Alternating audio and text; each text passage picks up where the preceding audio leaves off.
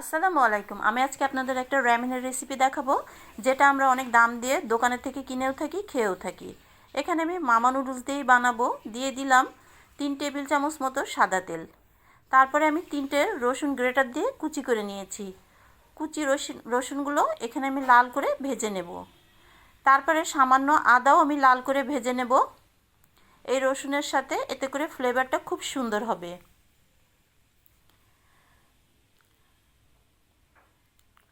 এটা খেতে খুবই ভালো হয়। ঘরে থাকা কিছু জিনিস দিয়ে আমি এটা বানাবো। এখন আমি 500 ml মতো পানি দিয়ে দিলাম। র্যামেন বানানোর জন্য প্রথমে আমি স্যুপটা রেডি করে নেব। এখানে দিয়ে দিলাম ওয়েস্টার সস হাফ টেবিল চামচ মতো, দিয়ে দিলাম 1 চা চামচ মতো সয়া সস, এখানে আপনারা 2 চামচ মতো ব্যবহার করতে পারেন। দিয়ে দেবেন স্বাদ মতো লবণ। লবণটা একটু দেখে আপনারা দেবেন, কারণ এই সসগুলোতে একটু লবণ বেশি থাকে। এখন আমি একটা স্যুপের কিউবের থেকে 4 ভাগের 1 ভাগ নিয়েছি। দিয়ে দিলাম লাল মরিচের গুঁড়ো,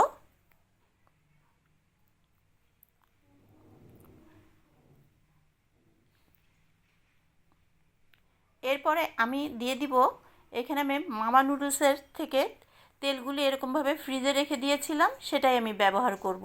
আমি এখানে 3টে মতো নিয়েছি। এই তেলটা আমি এখন এই স্যুপের ভিতরে দিয়ে দিব।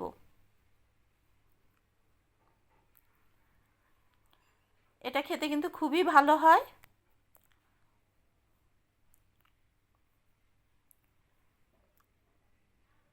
আমার স্যুপটা রেডি হয়ে গেছে।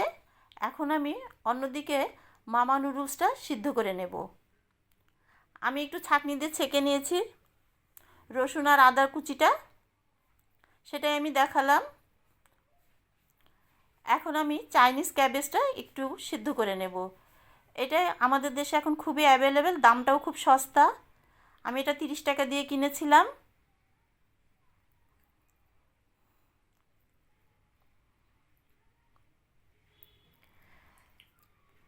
মামার কেকটা আমি সিদ্ধ দিচ্ছি। সিদ্ধ হয়ে গেল, এখন আমি চলে যাব পরিবেশনে।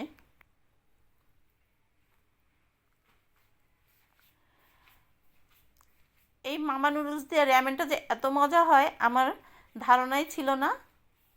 আপনারা অবশ্যই বাসায় একটু হলেও ট্রাই করবেন।